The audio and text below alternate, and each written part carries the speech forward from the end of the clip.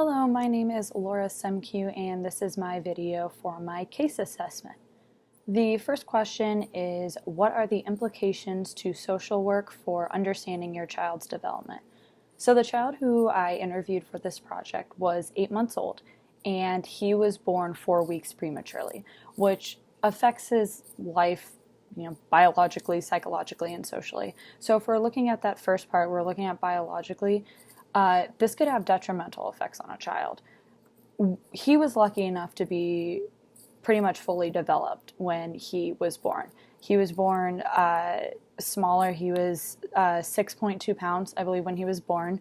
But they were really lucky because usually children who are born that early, they have a lot of breathing problems. They're a lot more prone to infections and just have all these other problems. And he was really lucky where he has no breathing problems. He seems to be developing fine, actually. He seems to be developing pretty much on track.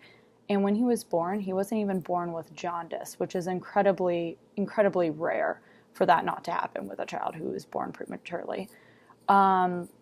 He's developing really well in this stage. Infancy is going really well for him, but with him being premature, his immune system is weaker, so the parents do have to be more cautious about that, and I'll get to that in a second.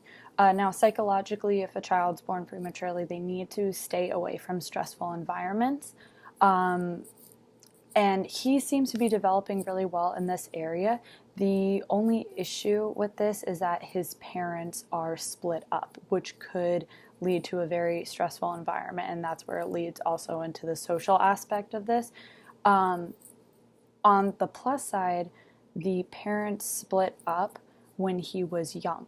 So there's not a huge process that he has to go through in order to adjust to this situation because he's growing up in this situation. There's no adjustment process that he would have to go through, let's say, if this happened when he was a teenager. He's growing up in this environment already, so he's going to be used to it.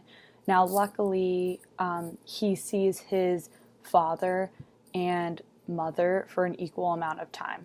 So 1 week the father has him for 4 days and the mother has him for 3, and then the next week they switch. So they keep it very, very even. Now, in order to keep him on the right developmental track, the parents need to continue keeping a really calm environment, being very civil when they see each other. They need to continue to split the time evenly because it's really important for him to have his father around to develop into a young man. And they also need to start him on a healthy track really, really early in life to help build up his immune system a little bit more. Is the ASQ a good tool to use with populations of the Southwest? I'm going to have to say yes. I believe that with this ASQ, children from all different types of backgrounds are going to be assessed in the exact same way. And as social workers, we never know what type of family we're going to be seeing. We could have to evaluate a child from an, upper class area, or we would have to see children from lower class. And we need to have a system to see if they're developing on the correct path, and it's got to be the same way for every child. And I believe with this it's going to be helpful because no child from any sort of class has any sort of advantages or disadvantages. It's just the same all the way. What did you learn for this experience? Well, I'm completely new to all of this.